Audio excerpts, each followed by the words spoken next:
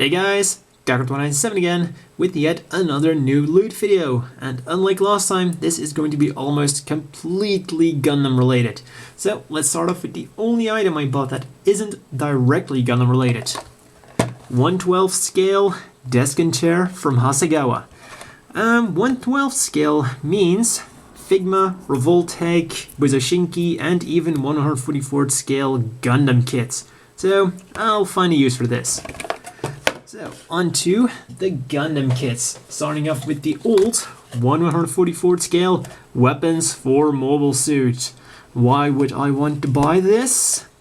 The answer is right here. This is the only way to get the beam Javelin. Yeah, and the only catch with this is what you get. You get the stick of the beam Javelin. You do not get the beam effect part. However, I do think it should be possible to just super glue the head of the Hyper Hammer to it. So, looking forward to trying that. Then, of course, I also got the 144th scale Nemo, of which I already did a review. Yeah, so did I mention I didn't really have the patience to do these kinds of videos? Probably not enough. Next up, 1200 scale white base, and I am pretty impressed with this so far. I was expecting it to be all in white, but it actually comes molded in red, white, and blue. So it still requires a little bit of painting, but not nearly as much as I would have expected. One drawback is I checked the miniature mobile suits, and the Gundam looks awful, just awful. Sorry to say, but yeah, it really doesn't look good. And all the other kits are from F91. HLJ had a restock of all the old F91 models, and I've actually been looking for them for a few years, and they were discontinued everywhere. So the moment I saw them at a restock, I decided to pre-order all of them. So I got all of them with the exception of the F91 himself. Reason being, there is a master grade, so I'll probably get that, and I was also running a bit low on money. Starting off with number 1, the G Cannon. I'm not quite sure why they picked this mobile suit as number 1. Generally you would expect the F91 to be the first mobile suit in the series, but hey. So, pretty nice mobile suit, and also very cheap. Yeah, one thing I have to say is, it might sound like a lot of money because I pre-ordered all of them, but not near as much. I think like 40-50 euros for all of them. So yeah, this is like 800 yen for a 1/100 scale model. They are pretty small though. Next up, the Vignagina. Number 3 is the Denon Zon, the grunt type mobile suit of Cosmo Babylonia. I have to say, these kits, even though they're old, they do come with beam effect parts. Same goes for him.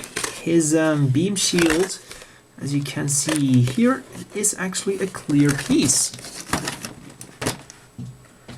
Now, number 4, we're still not to the F91, the Gun Tank R44, also known as the descendant of the Loto.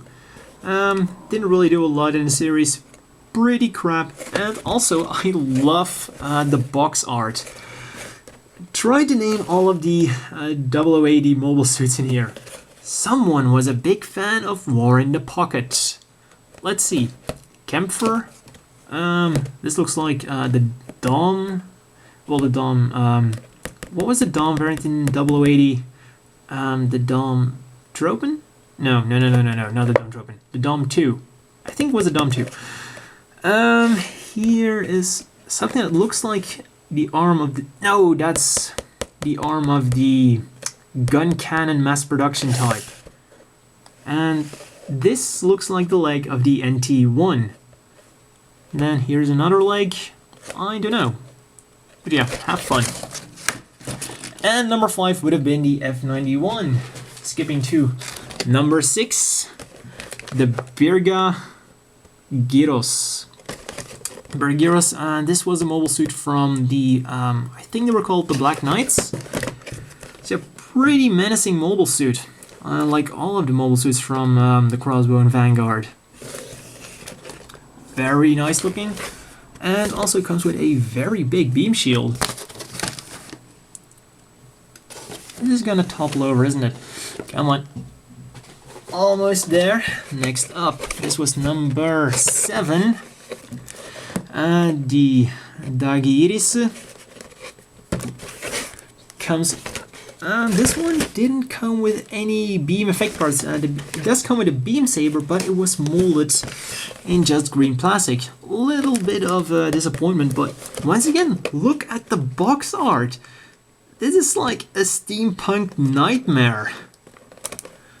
Very terrifying box art. I mean, all these guys look like they're wearing gas masks or something. But for some reason, even though it's pretty terrifying, and yeah, I do really like this box art. Unfortunately, the models themselves aren't really as great as the box art.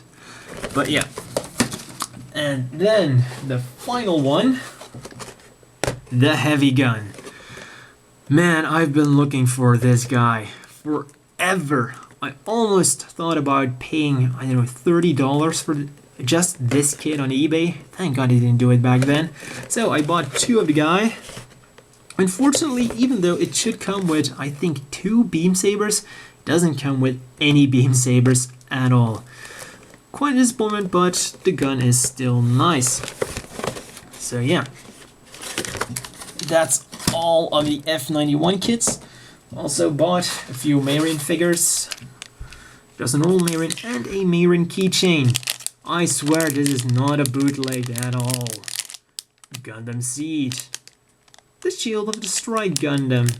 Yeah, I was kinda expecting this to be a bootleg. I hoped it was real, but yeah, I'm not disappointed because I had a feeling. Let's say a new type feeling. So yeah, that's all of the new loot for this time. Well, technically that's not true. I got one more item, but I'm going to give it its own video. I was super excited about it, so I'm gonna make a whole video dedicated to it. Well, that's all for this new loot video. As always, if you want a review of any of these, just ask away. First review coming up is probably going to be the heavy gun. And, well, I'm also going to try to review all the F91 models because I have noticed that there aren't a lot of F91 reviews out there, especially for the Crossbow and Vanguard mobile suits. Well, that's all for this new loot video. See you next time.